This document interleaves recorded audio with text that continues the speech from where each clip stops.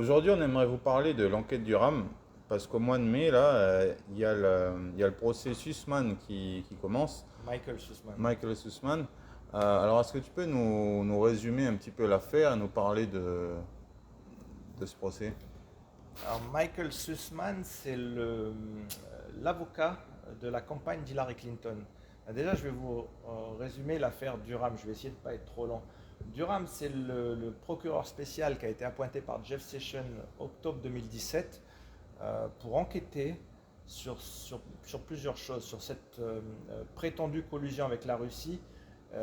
Des mandats d'écoute avaient été délivrés sur un faux dossier qui avait été fabriqué par Fusion GPS, qui avait été délivré par Christopher Steele au FBI. Le FBI avait utilisé ce faux dossier pour tremper les juges knowingly, ça veut dire en le sachant.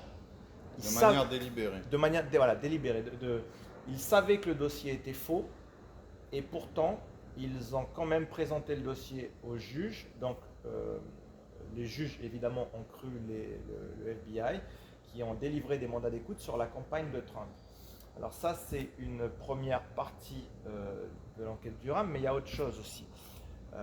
Là il est sur Michael Sussman qui est donc l'avocat de la campagne d'Hillary Clinton. Ce type, en septembre 2016, donc en pleine campagne électorale, appelle le FBI et dit qu'il a des informations, qu'il voudrait aider le bureau. Donc le bureau, le FBI, c'est le Federal Bureau of Investigation. Et il voudrait aider donc le FBI parce qu'il aurait des informations sur une prétendue collusion entre Trump et la Russie. En précisant qu'il n'avait aucun conflit d'intérêt. Voilà. Sauf il avait juste oublié de dire qu'il était l'avocat de la campagne d'Hillary Clinton, donc de l'adversaire de Donald Trump. Et donc il a amené au FBI des données informatiques de fameux spécialistes informatiques qui étaient payés par la campagne d'Hillary Clinton, montrant une prétendue interaction entre Alpha Bank, une banque russe, et Donald Trump. Or, ces données ont été générées humainement et non par ordinateur. Ça veut dire que ça a été prouvé très rapidement que c'était bidon. Dès 2017, la CIA savait que ces données fournies par Sussman étaient bidons. Évidemment, la CIA s'est bien gardée de le dire, parce que la CIA y est jusqu'au cou.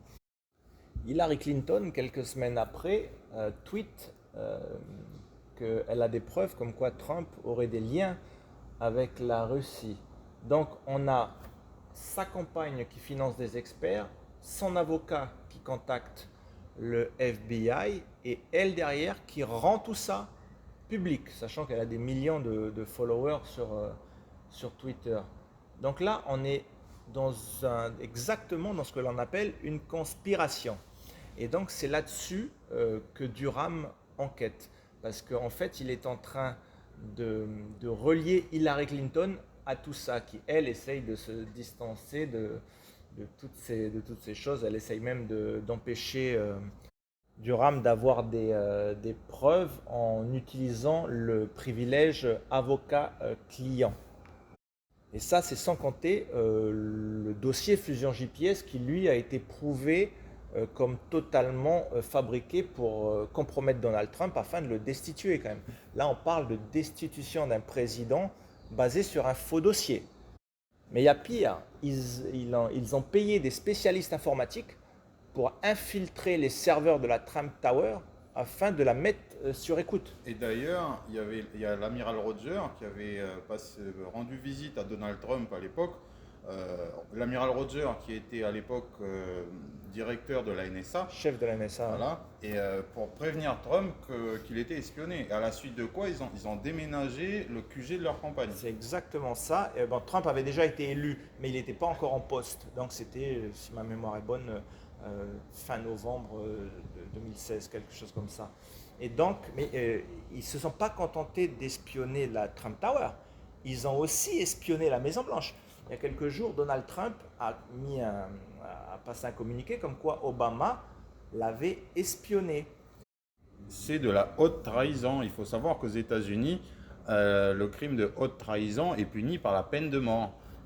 Faut savoir qu'en France, Sarkozy a a fait enlever de la Constitution la, la haute trahison. Il faudrait se poser la question pourquoi, hein. Le crime de haute trahison a été retiré de la Constitution, oui, effectivement, il faudrait se poser la question pourquoi. Qu'est-ce qu'il a à se reprocher, notre petit poney là, français là.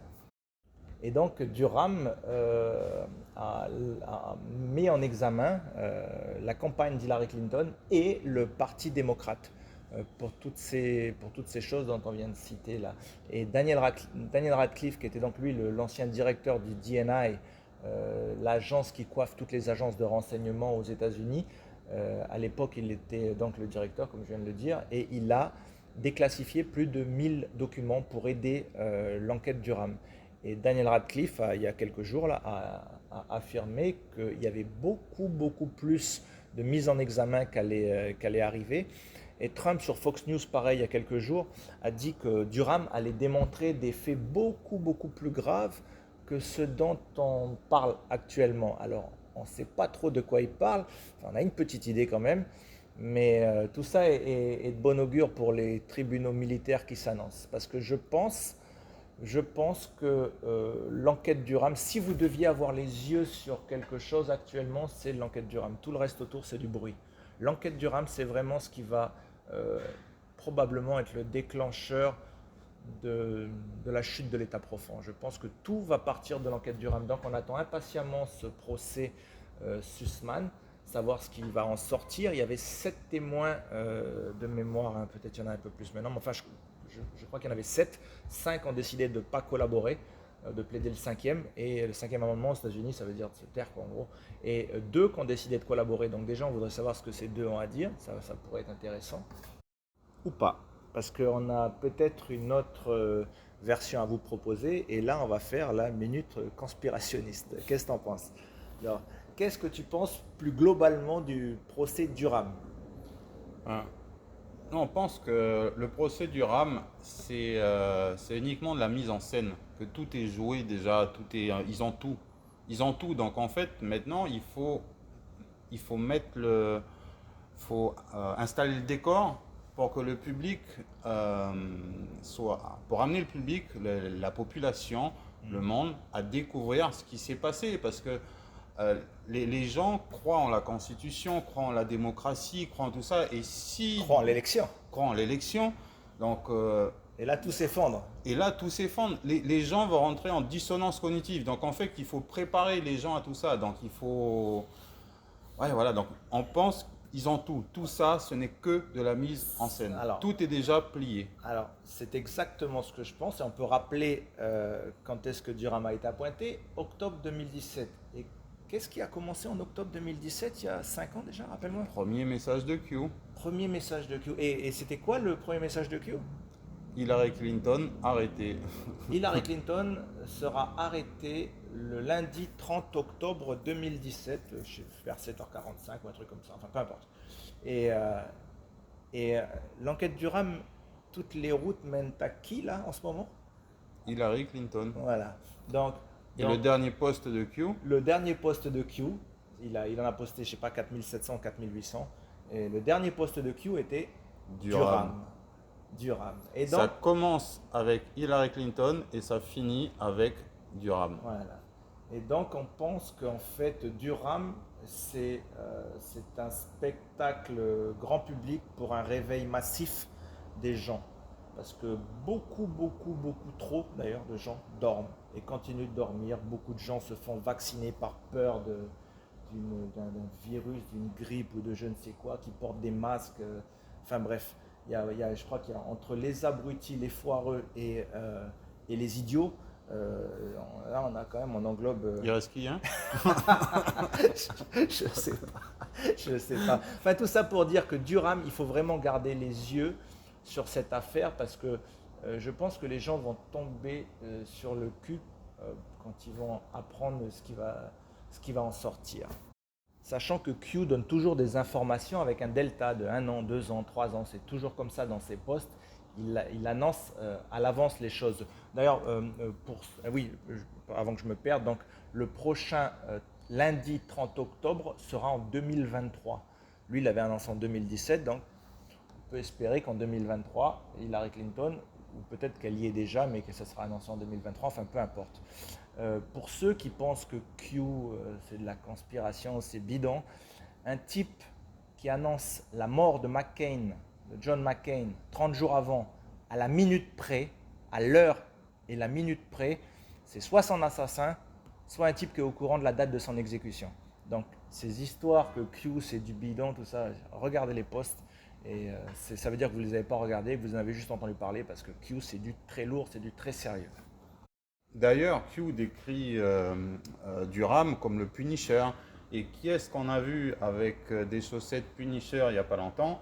Kash Patel. Kash Patel qui était le chef de cabinet du secrétaire à la défense sous Trump.